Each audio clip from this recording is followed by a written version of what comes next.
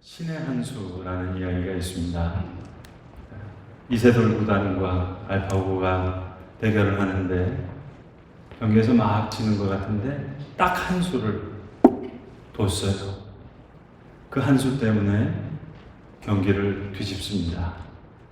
이런 걸 신의 한 수라고 합니다. 출애굽기 12장 2절에 제가 볼 때는 하나님께서 신의 한 수를 두세요. 이스라엘 달력을 바꿔버리시는 겁니다. 딱 한 수를 뒀는데 모든 것이 정렬이 되고 정돈이 되는 마치 신의 한 수와 같은 그런 장면이 아닐까 저는 그렇게 생각합니다. 다음 주에 저희가 추석인데요. 추석은 여러분 잘 아시는 대로 음력 8월 15일이죠. 대보름달이 뜹니다. 추수를 다 마쳤어요. 풍성한 곡식과 과일과 열매가 다 맺어지는 그런 날입니다. 그러니까 음력 8월 15일 추석. 그게 옳습니다. 6월절은 유대 달력으로 음력 7월 15일입니다. 그러니까 보름달이 떴을 때 이제 애굽에서 이스라엘 백성들이 나오는 거예요. 7월 14일, 니산월 14일, 그 6월절 전야에 이제 양의 피를 이스라엘 사람들의 문설주에 바릅니다. 죽음의 영이 유대인들의 집에는 들어가지 않고 애굽 사람의 집에는 죽음의 영이 임해서 모든 장자들이 죽습니다.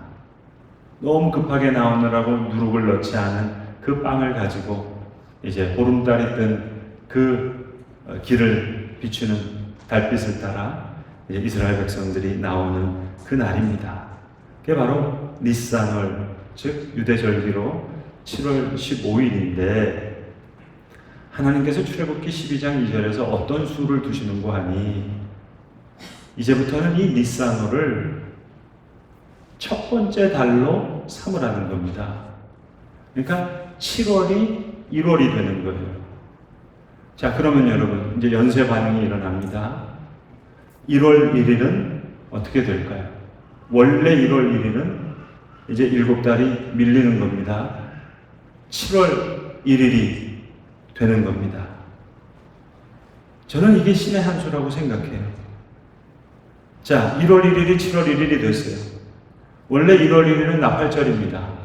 뿌 나팔을 3번 불면서 새해가 시작되는 거예요. 근데 이제는 이 새해가 다가오는 세상을 상기하는 바로 그런 날이 된 겁니다. 어제 금요일이 무슨 날이었냐? 우리는 모르죠. 근데 유대인들의 새해입니다. 나팔절입니다. 금요일부터 오늘 주일까지 이틀을 지냅니다. 그러니까 원래는 1월 1일인데 7월 1일이 된 거예요. 우리는 새해 복 많이 받으세요 그렇게 인사하지만 구원 얻은 자에게 새해란 진정한 메시아의 임재와 통치가 시작되는 다가오는 세상을 기다리는 겁니다. 나팔을 부는 거예요. 뿌 새해를 알립니다. 우리 찬송가에도 있잖아요. 나팔 불 때 나의 이름, 나팔 불 때 나의 이름, 나팔 불 때 나의 이름, 부를 때에 잔치 참여하겠네.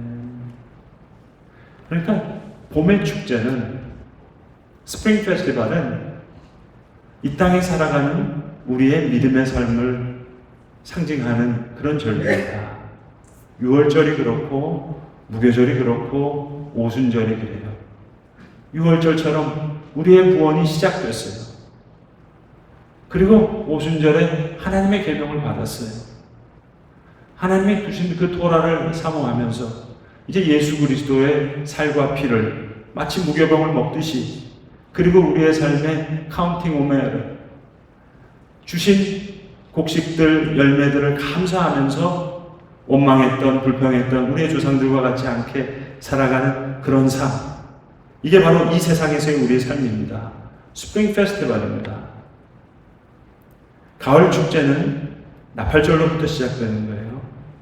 이 가을 페스티벌은 다가오는 세상과 관련이 있습니다.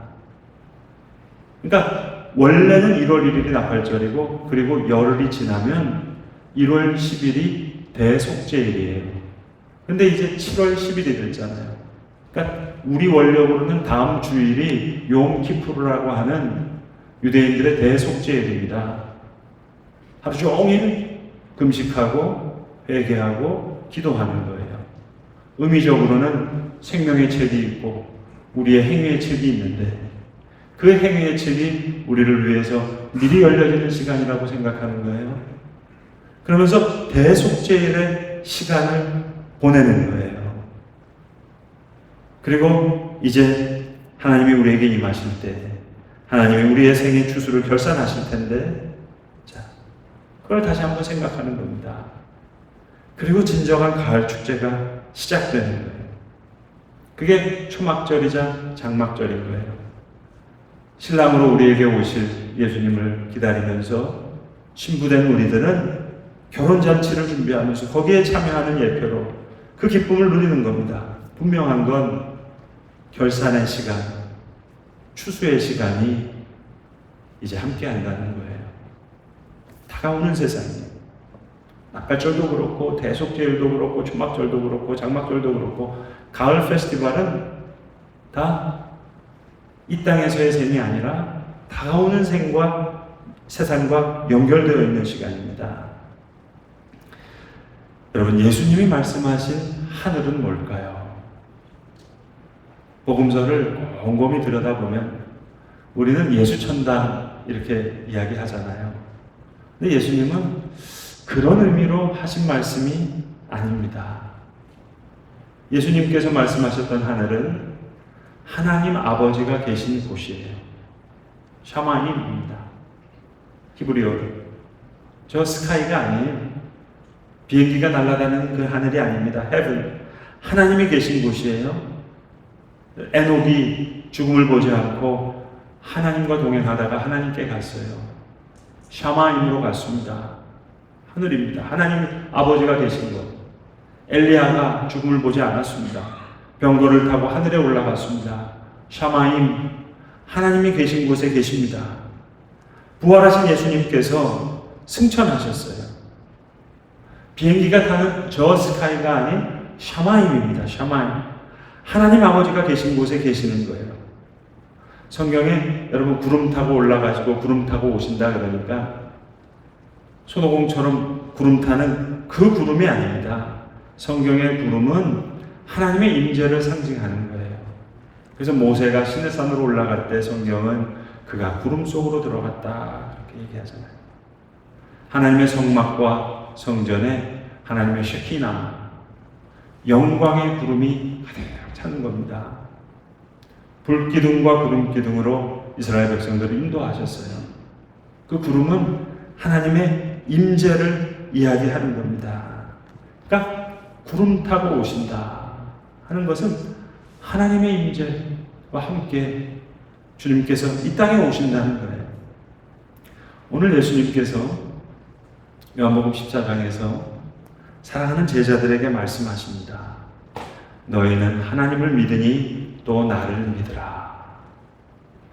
내 아버지 집에 거할 곳이 많도다. 샤마임이에요. heaven. 하나님 아버지 계신 곳이에요. 우리의 본향이에요. 내가 너희를 위하여 거처를 예비하러 가노니 가서 너희를 위하여 거처를 예비하면 내가 다시 와서 너희를 내게로 영접하여 나 있는 곳이 어디예요? 하늘에 너희도 있게 하리라. 여러분, 이건 천문학자가 설명할 수 있는 곳이 아닙니다. 노벨상을 받았던 무슨 물리학자가 설명할 수 있는 그런 공간이 아닙니다. 과학으로 설명이 안 되는 샤마임입니다. 하나님 아버지가 계신 곳, 부활하신 예수님께서 지금 하나님 우편에 앉아 계신 그곳, 철학적으로도 알 수 없는 곳, 과학적으로도 알 수 없는 것. 그런데 예수님 묘한 말씀을 하세요. 사랑하는 제자들에게 내가 어디로 가는지 그 길을 너희가 아느니라. 내가 아는 게 아니라 제자들에게 너희가 안다 말씀하세요. 너희가 내가 가는 길을 안다. 제자들아, 너희가 안다 말씀하시는 거예요. 아니, 노벨상을 받은 사람들도 모르겠는데 훌륭한 과학자들도 알 수 없는 길을 어떻게 예수님의 제자들에게 그 길을 너희가 안다 말씀하실까요? 과학적으로 아는 게 아닙니다. 철학적으로 아는 게 아닙니다. 에녹이 하나님과 동행하다가 죽음을 보지 않고 하나님과 함께 있는, 엘리야가 죽음을 보지 않고 병거 타고 하늘에 갔던 부활하신 예수님이 계신, 하나님 아버지가 계신 그곳, 그 하늘이 우리에게 온다는 것을 우리는 믿음으로 아는 거예요. 그 길을 너희가 아느니라.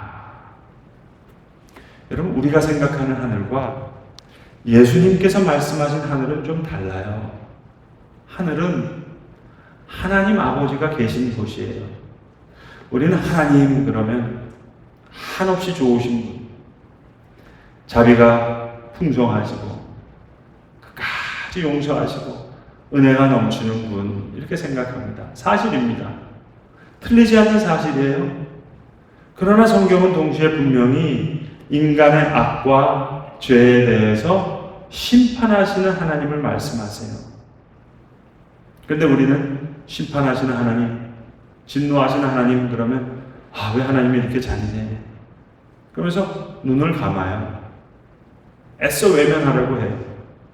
그저 우리의 기도를 들으시고 우리의 기도에 응답하시고 우리의 아픔을 위로하시는 저 신밧드의 요술램프에 나오는 지니처럼 성내지도 아니하시고 심판하지도 아니하시는 하나님.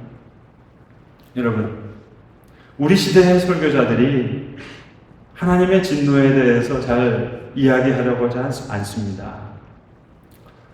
제가 오래전 대학 다닐 때요, 저희 가르쳐 주셨던 대학 교수님이 그런 말씀 하셨어요. 너희들 설교할 때 죄인 그러지 마라. 듣는 죄인 기분 나쁘다. 그러시더라고요. 죄인 얘기하면 듣는 죄인이 기분 나쁘대요. 듣고 싶지 않아요. 기분 나빠해요.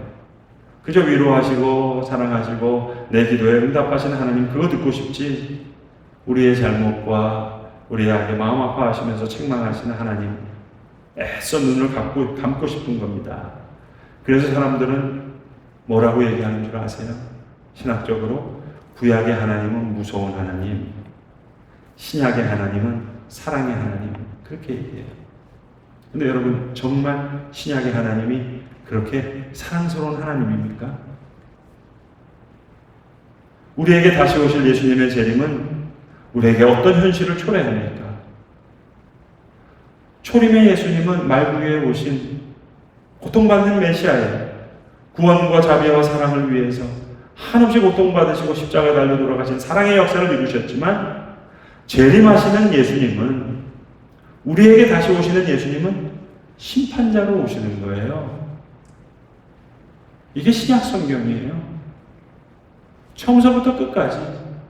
그러니까 예수님의 첫 마디가 뭡니까, 여러분? 회개하라, 천국이 가까웠다. 예수님의 첫 마디예요, 여러분. 다른 얘기가 필요 없잖아. 회개하라, 천국이 가까웠으니까 진노를 피하라. 예수님의 처음 메시지입니다. 그러니까 핍박당하던, 선한 싸움을 싸우면서, 의로운 싸움을 싸우면서 핍박당하던 초대교회는 예수님의 재림에 대해서 오지 마시옵소서가 아니라 마라나타, 어서 심판이여 오시옵소서, 그렇게 기도한 거예요. 하나님을 사랑하는 것과 하나님을 두려워하는 것은 여러분 동전의 양면입니다. 다른 게 아니에요. 하나님을 두려워하는 그 경외심, 거기서부터 하나님을 사랑하는 거예요. 회개하라, 하나님의 나라가 가까웠다. 예수님 제일 먼저 하셨던 말씀이에요. 멸망시키고 심판하신 것이 목적은 아니지만, 하나님의 공의는 인간의 죄와 악을 심판하실 수밖에 없기에 회개를 통해 하나님의 진노를 피하라는 거예요. 그것이 예수님의 첫 말씀이에요. 여러분, 성경은 하나님을 되게 인간답게 표현하시죠. 그걸 이제 신학적인 용어로 엔트로포모르피즘이라고 얘기하는데 신인 동형론이에요. 그러니까 하나님이 분노하시고 질투하시고 실망하시고 후회하시고 막 그래요. 야, 뭐 저렇게 하나님이 인간 같냐?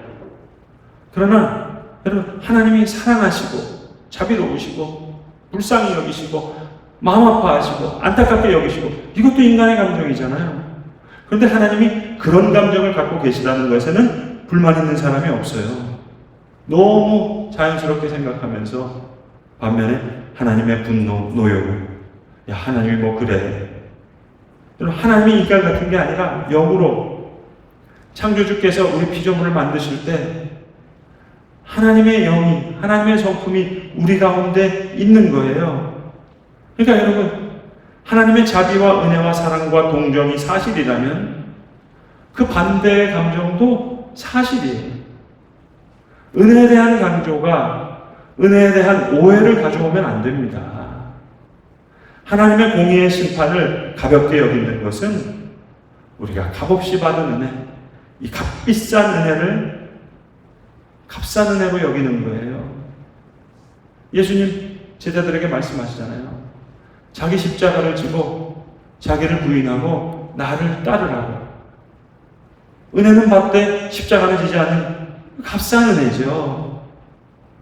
그래서 하나님의 공의와 하나님의 친절하심을 가리키는 관용어가 있어요. 그게 하나님의 오른손과 왼손이에요. 하나님이 팔이 두 개라는 말씀이 아니라 하나님이 우리를 붙잡으실 때 자비와 사랑과 긍휼의 손으로 그 오른손으로 우리를 붙드시는데 그 하나님의 오른손을 우리가 업수히 여기고 불순종하게 되면 우리가 경험하게 되는 것은 하나님의 왼손이에요. 왜 이스라엘 백성들이 망하는 거예요? 아수르에 망하고 바벨론 포로 가고 성전이 무너지고 하나님의 임재에 역설이 발생하는 겁니다. 왜? 하나님은 하나님의 오른손과 왼손으로 이스라엘 백성들을 붙드시거든요.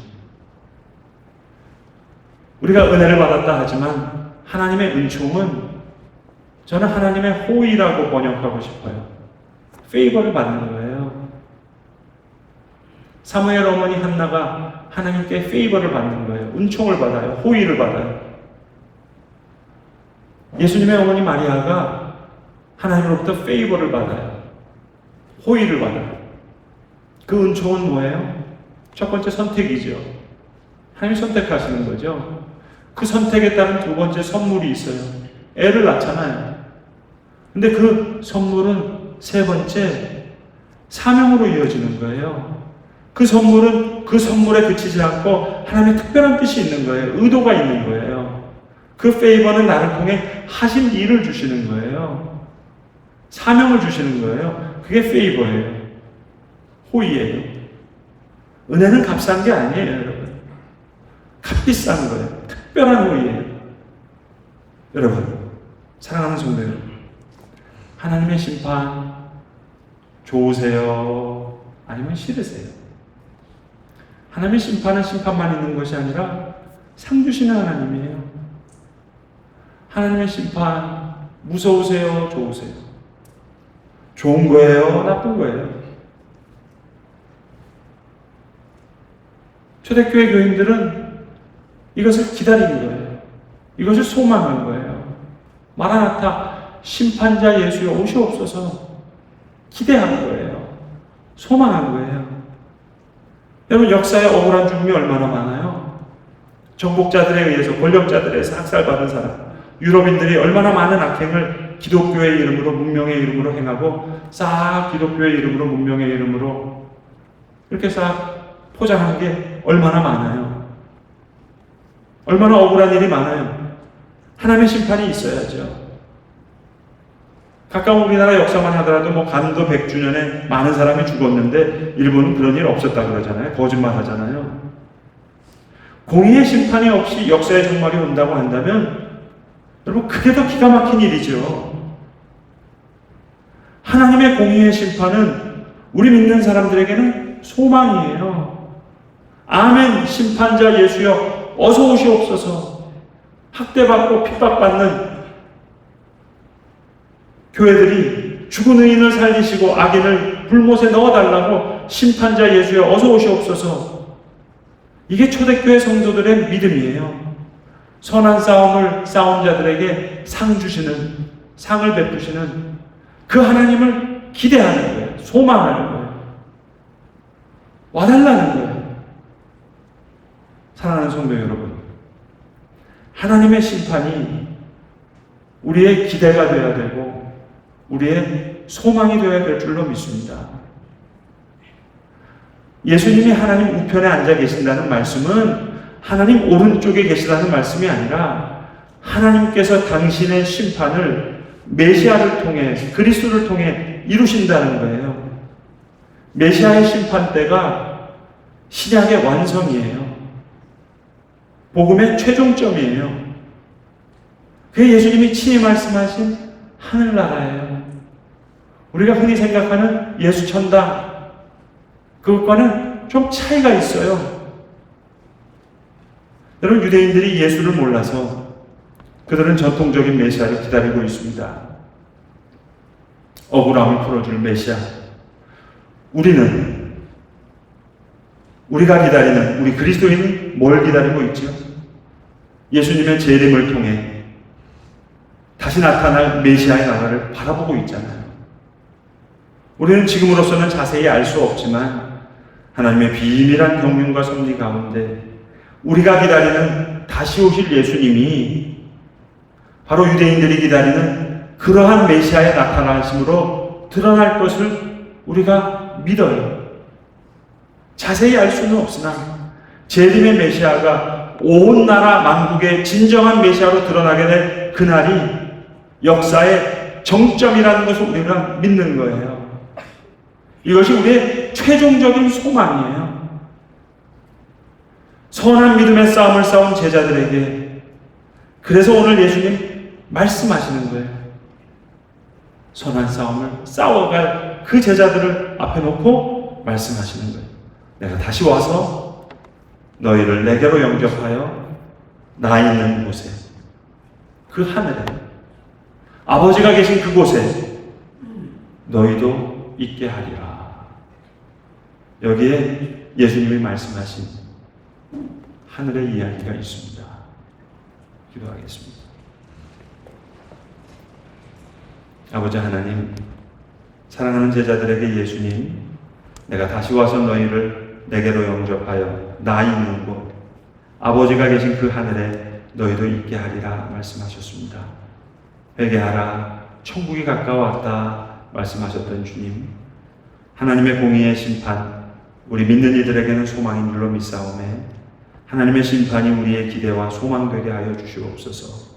우리에게 상 주실 그 다시 오실 주님을 바라보게 하여 주셔서 아멘. 심판자 예수여 어서 오시옵소서 기도했던 초대교회 성도들과 같이 너희가 이렇게 기도하라 가르쳐 주신 대로 아버지의 나라가 오게 하시며 아버지의 뜻이 하늘에서와 같이 땅에서도 이루어지게 하소서 기도할 수 있는 하나님의 자녀들 다 되게 하여 주시옵소서.